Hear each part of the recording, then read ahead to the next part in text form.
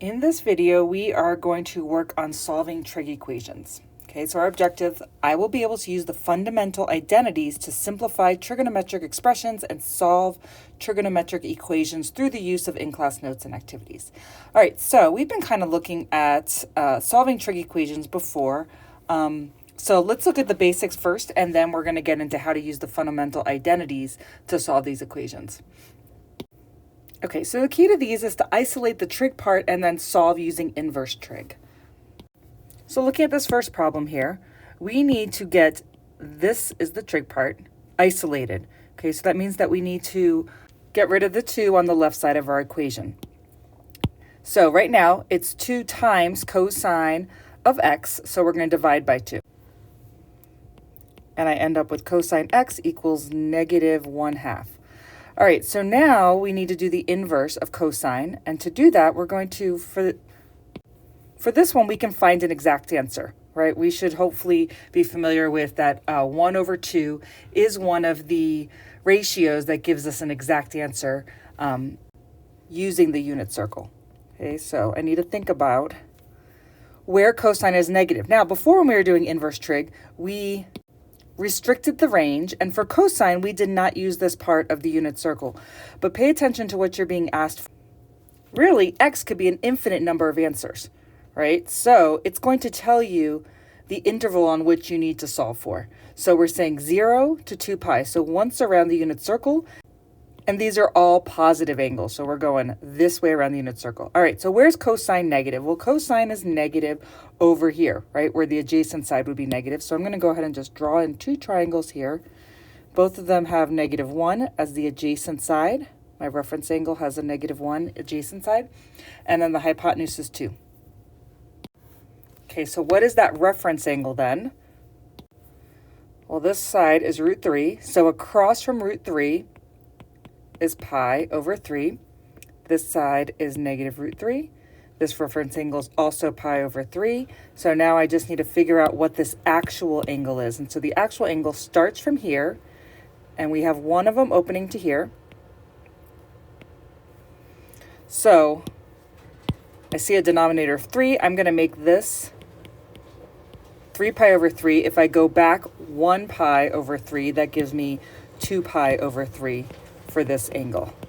So one of my answers is 2 pi over 3.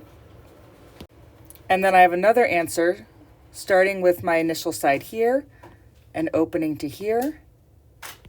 So now it's 3 pi over 3 plus pi over 3 gives us 4 pi over 3. So we get 2 answers for this problem, 2 pi over 3 and also 4 pi over 3. Okay, I've set these notes up that I'm going to do one and then you're going to do one. So I did this one. Pause the video and go ahead and give this one a try.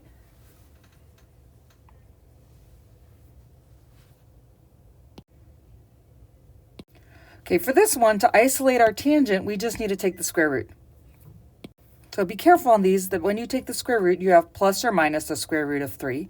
And now that I have plus or minus the square root of 3, think about that in the interval of 0 to 2 pi. That means I'm going to have a solution in each of the quadrants, right? Because tangent is positive here and here, right? But it's negative here and here, and we're doing all the positive and negative answers. So I'm actually going to have a triangle in each of the quadrants. I'm going to go ahead and draw that in.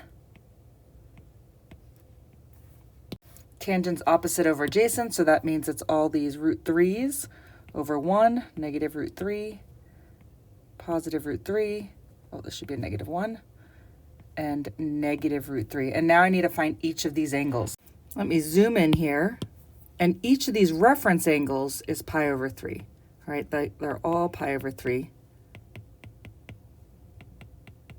Now we need to find 4 actual angles that start with a initial side here. So I have this one. I have another one, grab a different color here, from here to here. And I have another one starting here and going all the way around to here. Right, and it's all the positive ones, so we would not want to go this direction because our interval is from 0 to 2 pi. And then we have one more. All right, so I found all those angles. If you're struggling on how to find these angles, then please come see me in class so we can work on this together. But this is something we covered in last unit that we're now reusing here. All right, so I found 4 angles. The yellow one was pi over 3. I found 2 pi over 3. I found 4 pi over 3, and I found 5 pi over 3. All of these are solutions to this equation on the interval 0 to 2 pi.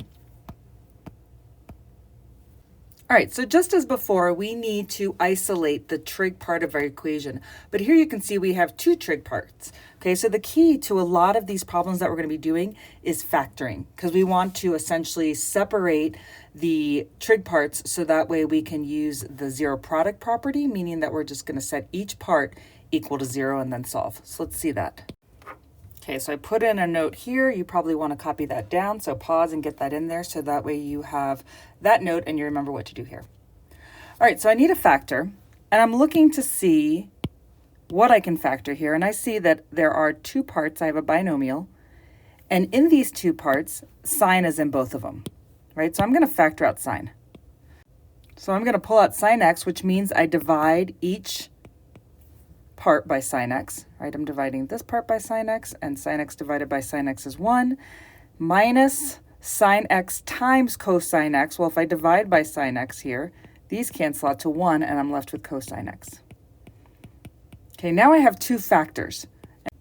And whatever x causes each of these to be 0 is what would make the whole equation 0, and that's what we're looking for here, to make this equation true and equal to 0. So now at this point, I'm going to separate each factor and set it equal to 0. So I have sine x equals 0, and I have 1 minus cosine x equals 0, and I'm going to solve each of these, find them on the unit circle, and come up with those answers.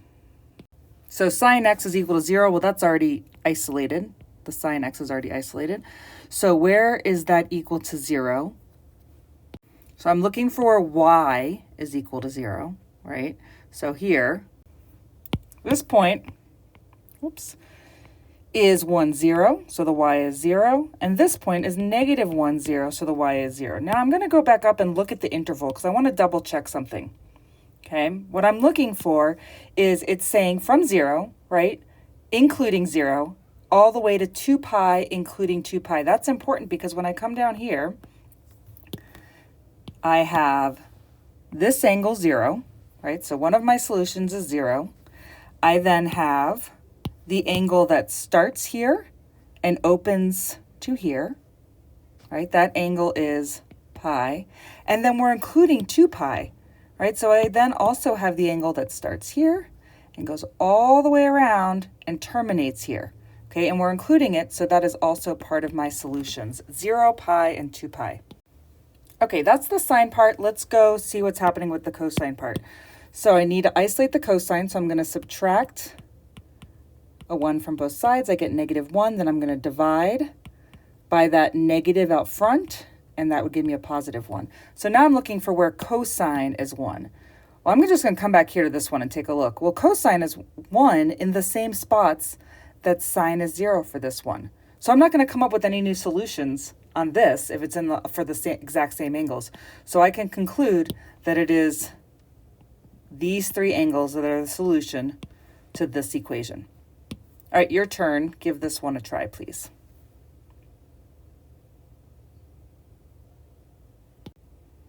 Okay, let me point out a common mistake on this one.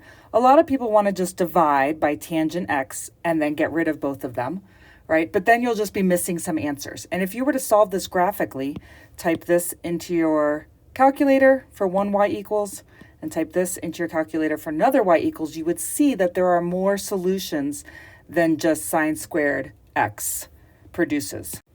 Instead, we're going to move everything to the same side. So I still have tangent x and sine squared x, but now I'm going to subtract tangent from both sides, and now I have tangent x on this side equals 0. At this point, I can factor out my tangent x,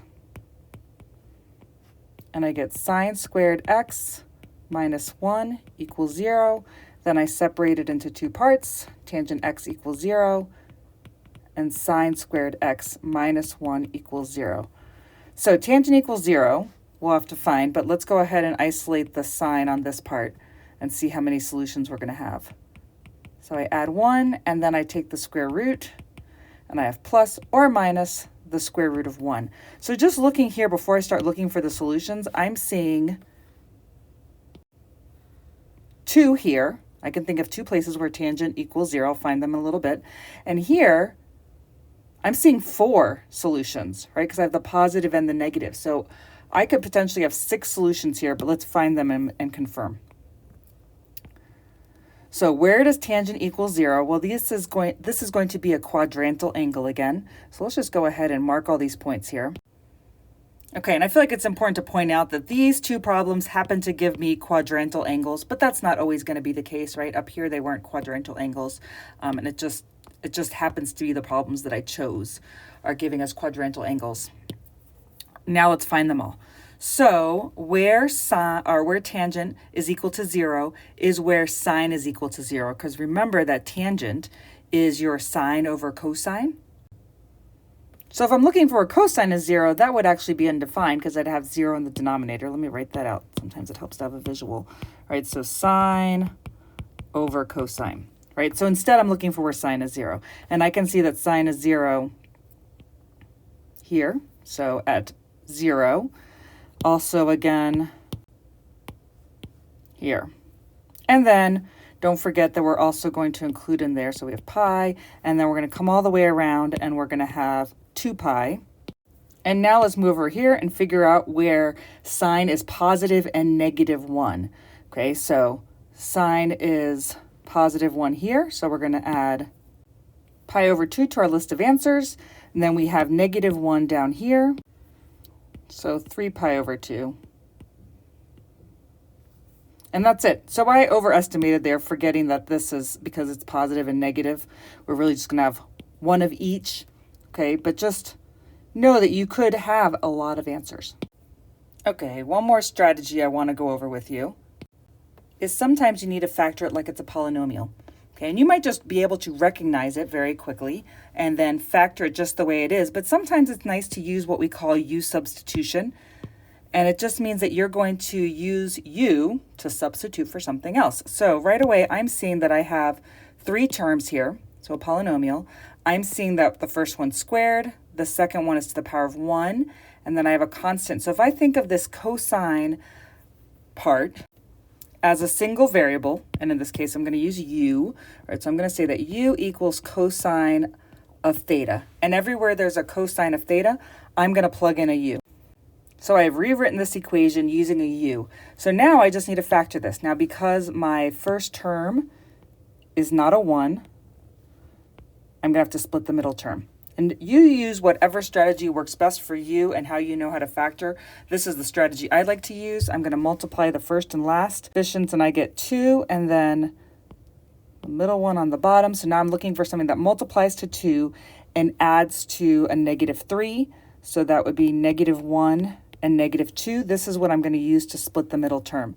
So now 2u squared minus 1u minus 2u plus 1 equals 0. I'm going to group. From this first one, I'm going to pull out a u. That leaves me with 2u minus 1. From the second group, I'm going to pull out a negative 1, which leaves me with 2u minus 1. And then 2u minus 1 times u minus 1 equals 0. Okay, if you struggle with this factoring, you're going to have to spend some time reviewing factoring here. All right, so now I have my factors, and I'm going to plug back in for my u cosine theta. So this is 2 cosine theta minus 1, and this one is cosine theta minus 1 equals 0, and then I just solve like above.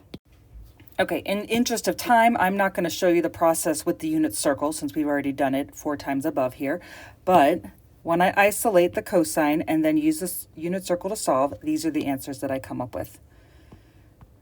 All right, this one is for you. Hopefully you've noticed the pattern of me do then you do, so you know that this one's going to be quadratic again.